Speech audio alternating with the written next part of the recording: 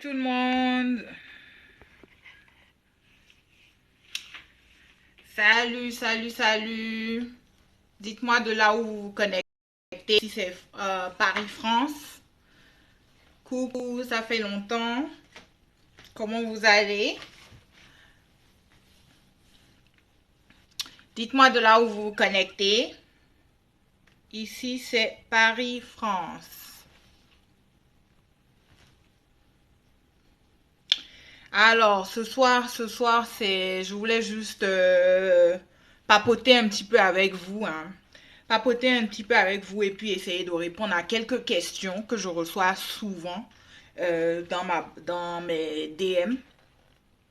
Euh, je reçois souvent ces questions-là par rapport au SOPK, par rapport au syndrome des ovaires polykystiques, pour ceux qui ne savent pas ce que c'est. Et donc, je vais essayer d'y répondre. OK? Donc, si vous venez d'arriver, bienvenue, bienvenue. Moi, c'est Sonia Francine. Je suis la créatrice de la page Remedy SOPK. Et c'est une page où on parle beaucoup du syndrome des ovaires polykystiques, troubles d'hormones, fertilité et tout ce qui est ovulation. Enfin, tout ce qui relève de la santé reproductive et du cycle menstruel de la femme.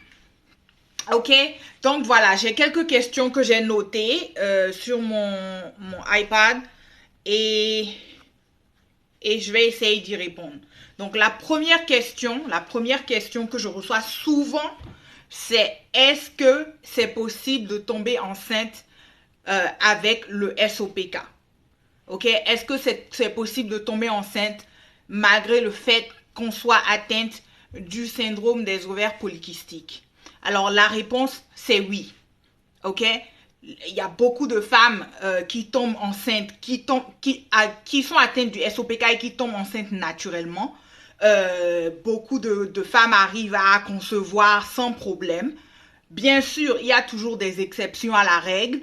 Donc, il y a certaines femmes OPK qui doivent avoir, qui ont un peu de difficulté à concevoir et donc elles font recours à des traitements de fertilité, euh, que ce soit des traitements naturels ou des traitements conventionnels. Mais en général, c'est possible. Le SOPK n'est pas synonyme de stérilité. Et je sais que beaucoup de femmes OPK, dès qu'elles sont diagnostiquées avec cette condition ou ce syndrome-là, elles paniquent parce qu'elles se disent, je ne sais pas, je sais pas, c'est comme si elles ont peur euh, par rapport à ça, quoi, au fait de ne pas pouvoir concevoir. Donc, la réponse, c'est oui. Tu peux concevoir avec le SOPK, c'est possible. Après, il y a des exceptions, comme j'ai dit, mais ça reste possible. Ok, il y a plein de femmes qui ont réussi à concevoir sans problème, naturellement, sans avoir recours à des traitements intensifs. Ok. Donc, la deuxième question que je reçois souvent, c'est comment faire pour tomber enceinte avec le SOPK?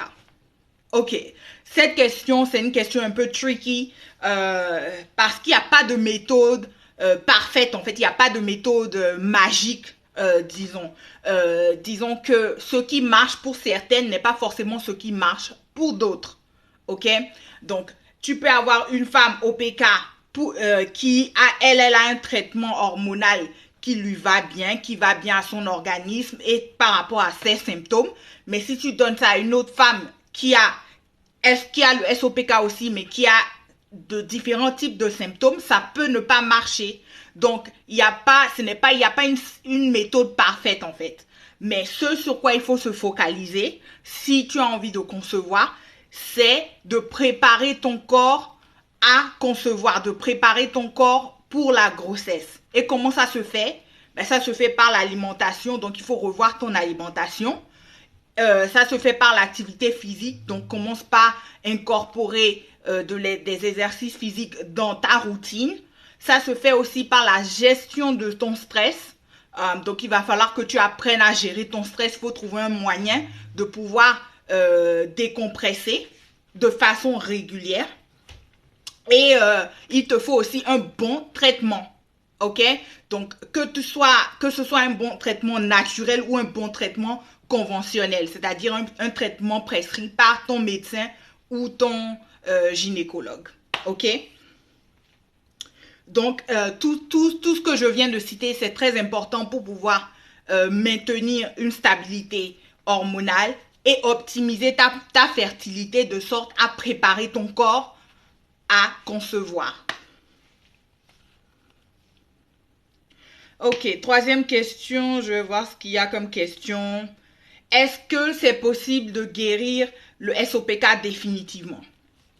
Ok, donc quand on parle de SOPK, il ne s'agit pas de parler de guérir le SOPK, mais de gérer le SOPK, gérer les symptômes. Et dans ce cas-là, oui, c'est possible de gérer les symptômes de sorte à les alléger ou de sorte à faire endormir les symptômes. C'est très possible, mais ça demande de l'effort. Effort sur l'alimentation, effort sur le physique et la gestion de stress, un bon traitement. Ça, je n'arrêterai jamais de le dire. L'alimentation et l'effort physique, c'est très important quand tu veux gérer ton SOPK et prendre le dessus sur tes symptômes. C'est très, très, très important. Ok, quelle autre question on a? Ok. Donc, j'ai souvent la question, j'ai le hirsutisme, ce qui est la pilosité excessive. Je fais tout, mais ça ne part pas. Que me conseillez-vous? Donc, pour celles qui ne savent pas, le hirsutisme, c'est la pilosité excessive. C'est un symptôme dont souffrent beaucoup de femmes au PK, les femmes atteintes du SOPK. Et donc, on a souvent de la pilosité sous le menton, le cou. Pour certaines, ça va même sur le torse, dans le dos. En fait, des zones un petit peu bizarres, je dirais. Et donc, voilà, c'est un symptôme très commun pour les femmes au PK. Et comment faire, en fait, pour s'en débarrasser? Ben, avec le hirsutisme, il faut être très patiente. Ok? Il faut être très patiente parce que c'est pas un symptôme qui part ou qui disparaît comme ça du jour au lendemain. Non. Ok? Il faut être patient. Et il faut savoir que pour pouvoir traiter ce symptôme-là, il faut un traitement hormonal, c'est-à-dire il faut le traiter par voie orale, par ce que tu prends, ce que tu ingères. Et il faut aussi le traiter avec un traitement de surface. Donc, que ce soit par épilation simple ou par épilation de quoi déjà? Épilation laser. Ok? Donc, il va falloir prendre un traitement, quelque chose, je ne sais pas, que ce soit des tisanes ou que ce soit, je ne sais pas ce que ton médecin te recommande. Et tu fais aussi le traitement de surface où tu peux te faire épiler. Tu peux faire des épilations simples où tu prends juste la pince, tu enlèves, des épilations à la cire ou épilation laser. Donc ça dépend de la sévérité de ce symptôme-là. Donc voilà. Dites-moi si vous avez des questions. Hein, je vais essayer d'y répondre. Je suis là de toute façon. Donc n'hésitez pas si vous avez des questions.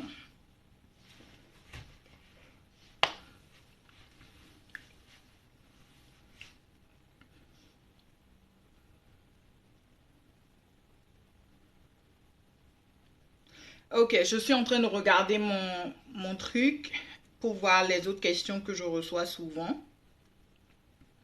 Ok, encore une question que je reçois, c'est mon cycle est très irrégulier. Mon cycle menstruel est très irrégulier. Que dois-je faire? Ok, moi ce que je dis, c'est que la première des choses que tu dois faire, c'est d'identifier si c'est la fréquence de ton cycle qui est irrégulier ou si c'est la durée du cycle qui est irrégulier. Ok? Est-ce que des mois, il y a des mois où tu as un cycle de 28 jours et après tu as un cycle de 32 jours, 35 jours, ou est-ce que c'est la période des règles qui est irrégulière? C'est-à-dire que est-ce que pendant des mois, il y a certains mois où tu as 3 jours de règles et certains mois où tu as 7 jours de règles, par exemple. il faut savoir identifier. Donc, il y a une différence entre la fréquence et la durée. Donc, moi, je dis toujours d'identifier, d'essayer de déterminer ça, parce que c'est une information que très importante que tu peux apporter à ton médecin. OK? Et bien sûr, la prochaine étape, c'est d'en parler à un gynécologue, un médecin traitant, qui va pouvoir faire un bilan d'hormones pour savoir un petit peu ce qui se passe, si c'est le SOPK ou pas, ou si c'est autre chose qui se passe dans ton corps. Il faut faire un bilan d'hormones, il faut faire des examens, des tests sanguins pour pouvoir savoir. Bonjour. Ok, et est-ce que j'ai dit ce que j'ai à dire? Ouais, c'est ça, voilà. Donc, après, moi, il y a des traitements que les médecins, compte tenu de ton bilan d'hormones, ton médecin ou ton gynécologue va te recommander un traitement, bien sûr. Mais il faut essayer de voir quelle option il a à te proposer. Ok, il ne faut pas juste prendre le premier truc qui te donne. Il faut essayer de parler avec lui pour voir s'il y a des options parmi lesquelles tu peux choisir. Ok, parce que souvent, quand tu y vas pour des irrégularités des règles, la première des choses qu'ils font, c'est juste te donner la pilule comme ça. Mais la pilule, ça ne convient pas à tout le monde. Donc, tu n'es pas obligé de juste prendre ça comme ça bêtement. Tu peux demander à savoir s'il y a d'autres options autres que la pilule. Ok? Ok. Si vous voulez des options naturelles, allez sur mon site, c'est www.remedysopk.com. La pilule a augmenté mon syndrome, tu vois. La pilule, c'est pas forcément la bonne solution, mais bon, je ne sais pas pourquoi c'est le standard quand tu vas chez les gynécos, c'est la première des choses qu'on te prescrit, malheureusement. Et malheureusement, beaucoup de filles ne savent pas si elles doivent demander d'autres options ou pas. Donc, c'est très important de faire tes recherches à l'avance et de pouvoir en parler avec ton gynéco. Ok? Donc, je disais, il y a des options aussi naturelles. Il y a des plantes, il y a des compléments que vous pouvez prendre. Donc, c'est à vous de faire vos recherches. Allez sur le site www.remedysopk.com. Nous, on propose des tisanes à base de plantes 100% bio. Et ça, c'est fait spécialement pour les femmes qui ont le SOPK. Ça va vous permettre de réguler vos cycles, stimuler l'ovulation. Ça target tout ce qui est perte de cheveux hormonale, alopécie hormonale, acné hormonale. En tout cas, bref, les symptômes assez communs chez les femmes OPK, cette tisane est faite pour les traiter.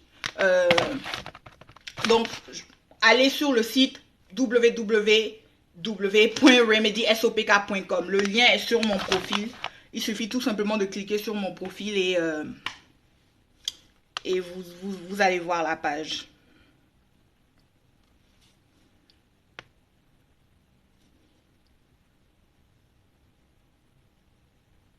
Pour faire semblant d'avoir un retour à la régularité, j'étais tellement énervée. Je comprends pas bien. Je comprends pas bien. Comment ça?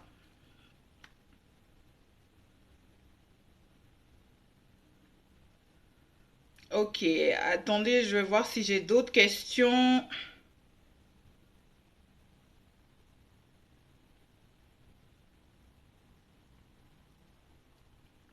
Ok.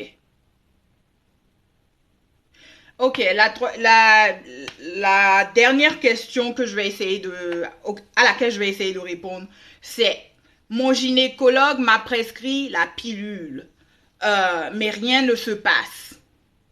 Mes symptômes sont toujours là. Que me conseillez-vous? Ben, on vient juste d'en parler. Il faut essayer de voir s'il y a d'autres options pour ça.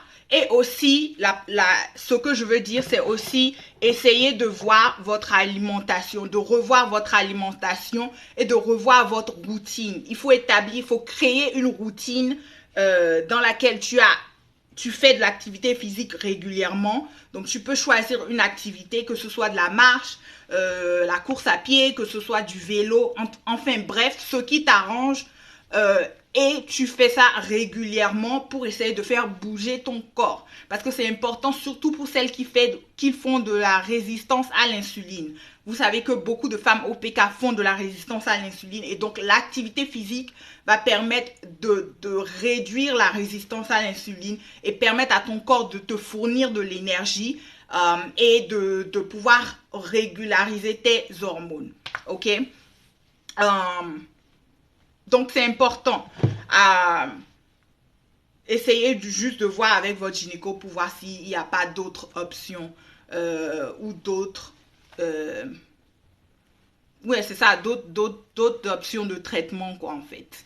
La pilule n'est pas forcément la réponse à tous les troubles d'hormones.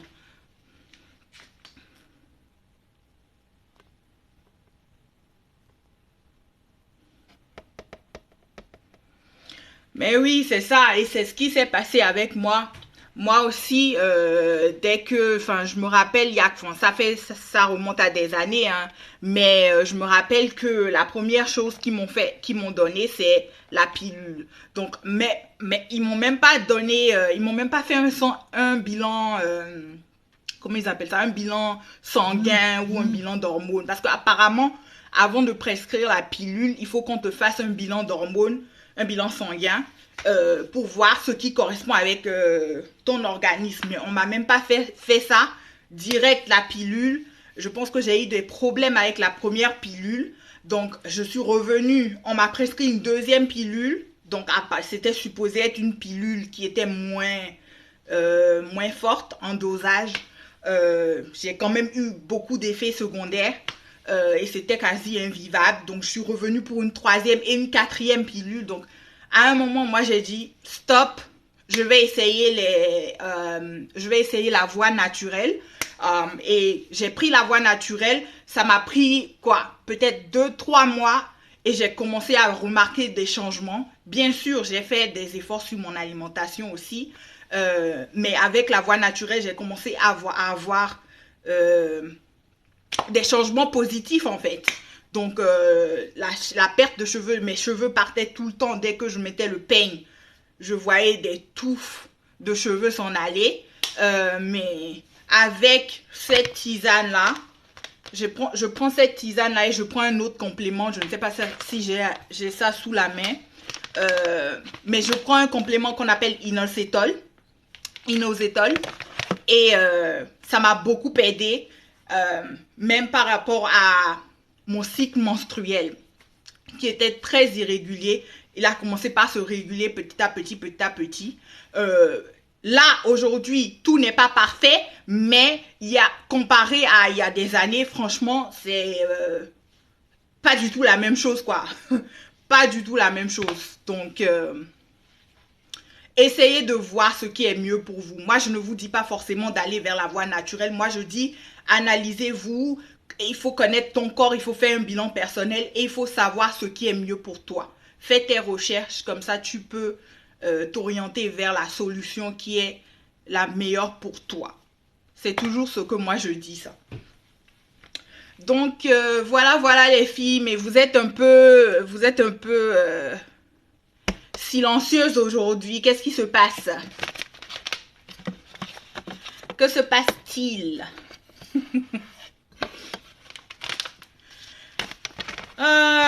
Ok. Mais si vous avez des questions, n'hésitez pas.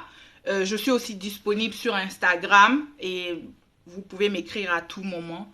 J'essaie de répondre le plus vite possible. Si je ne réponds pas vite, ben, ça veut dire que je suis occupée et je vais vous répondre dès que je vais voir le message. Donc, voilà. C'était tout pour aujourd'hui, les filles. Bon, je vous fais de gros bisous et je vous dis à la prochaine. Ciao.